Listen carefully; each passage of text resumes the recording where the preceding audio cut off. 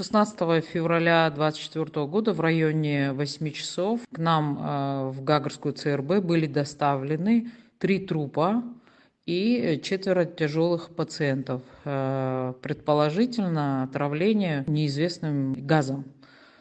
Всем 4 оказана помощь. 2 из них были крайне тяжелые.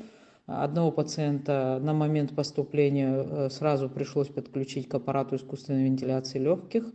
2 пациент чуть позже тоже был подключен к аппарату искусственной вентиляции легких.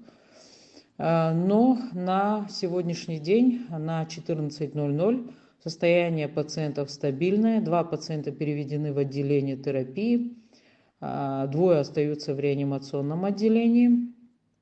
Они экстубированы, то есть отключены от аппаратов искусственной вентиляции легких, остаются в реанимационном отделении на кислородной поддержке. Состояние их оценивается стабильным.